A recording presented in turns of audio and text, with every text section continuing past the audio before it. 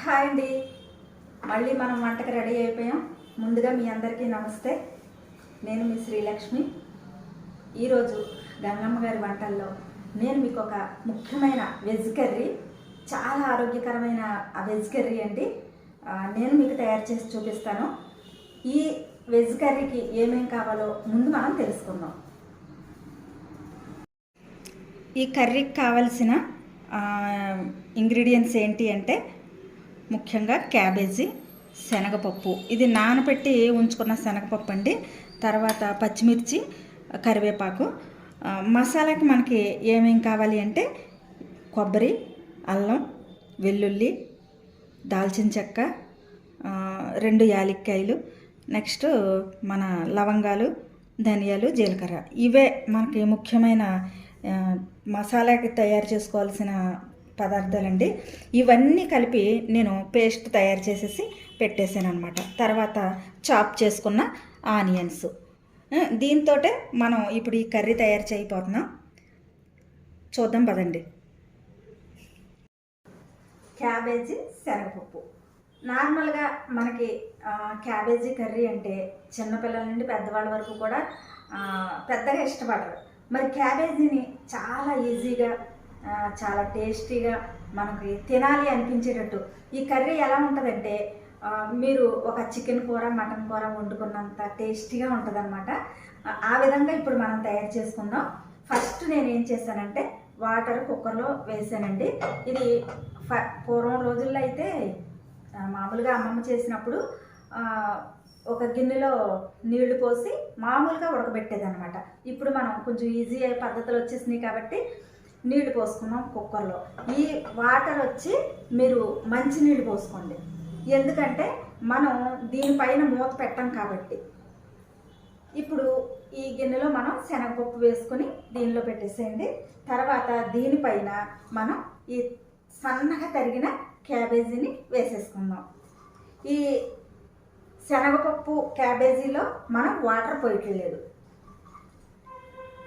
Water పోయకుండా చక్కగా మనం ఇందులో వేసేసి మూత పెట్టేద్దామండి. ఇది ఒక ఏ విధంగా ఉడుకుద్ది అంటే 30 వంతు మనకి ఇందులోనే బాయిల్ అయిపోద్ది అనమాట. తర్వాత ఆ 1% మనం వండేటప్పుడు అది ఉడికిపోద్ది. ఇప్పుడు మనం దీనిలో పెట్టేసాం కదా, 1 నిమిషం పాటు మనం వెయిట్ చేద్దాం.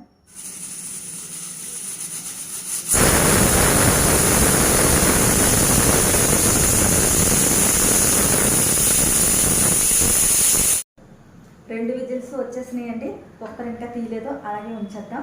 ఇప్పుడు నెక్స్ట్ మనం చేయాల్సిన పని, ఆల్రెడీ నేను స్టవ్ ఆన్ చేసేసానండి. కొంచెం ఆయిల్ పోసుకున్నాం.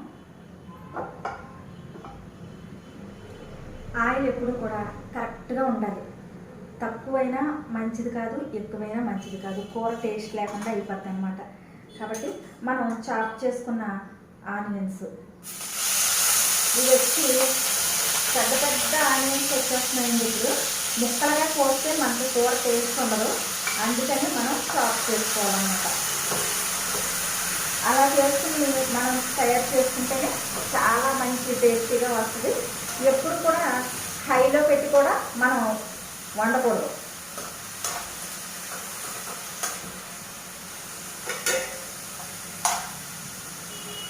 వచ్చి 1 నిమిషం పాటు మగ్గిద్దాం.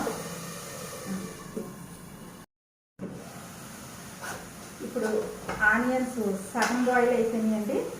ఇందులో కొంచెం కరివేపాకు వేసుకుందాం. సగం బాయిల్ అయింది కదా. ఇప్పుడు ఏం చేయాలంటే మనం ఇందులో బాయిల్ చేసిన ఇది తీసేద్దాం.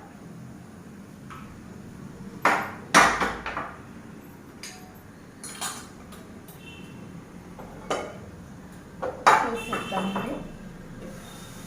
ఇప్పుడు ఈ సగం బాయిల్ అయిన దాంట్లో మనం ఈ క్యాబేజీని, పైన ఉన్న క్యాబేజీని తీసుకుని వేసేసుకోండి.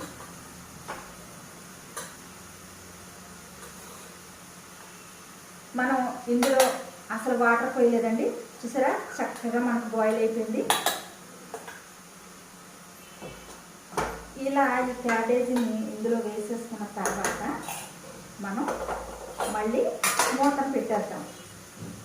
మూత పెట్టి ఈ ఆనియన్స్తో పాటు కలిసి ఇవి బాయిల్ అవుతాయి అన్నమాట. ఆ మిగతా 1% ఇందులో బాయిల్ అయిపోతాయి. ఇలా శ్రద్ధగా నెమ్మదిగా చేసుకుంటే మనకి కూర చక్కగా చాలా టేస్టీగా వస్తుందండి. పిల్లలు వద్దు అన్నమాట అనరు. సరే చూద్దాం. ఇప్పుడు చూద్దామండి. మనం సగం వరకు మనకి ఆనియన్స్తో పాటు చక్కగా బాయిల్ అయింది కదా. ఈ టైంలో మనం మసాలా రుబ్బు పెట్టుకున్నాం కదా, ఇది ఒక 2 స్పూన్లు వేసుకుందాం. వేసి కలిపేసేయండి.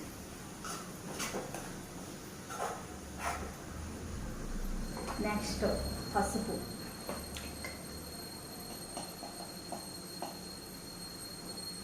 అండి. తర్వాత 1 స్పూను కారం,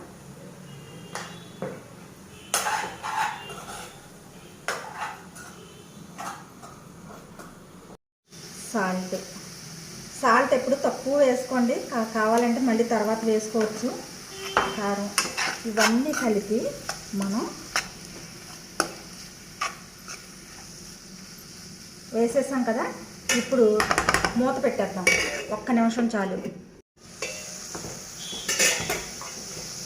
చూడండి ఇలా మగ్గింది కదా, అంటే మసాలా వేసాం కదా, అందుకని 1 నిమిషం పాటు ఇలా పెట్టాలి అని చెప్పాను. తర్వాత మనం ఇందులో ఒక చిన్న గ్లాసుడు వాటర్ పోసిస్తాం అన్నమాట.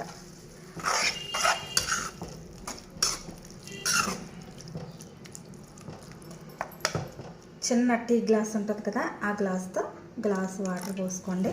పోసుకుని ఇది మళ్ళీ ఏం చేద్దామంటే మళ్ళీ మూత పెట్టేద్దాం.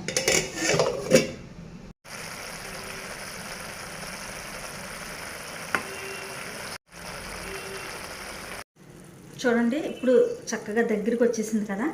ఈ టైంలో మనం ఈ ఉడకబెట్టిన ఈ శనగపప్పుని ఇందులో వేసేస్తాము.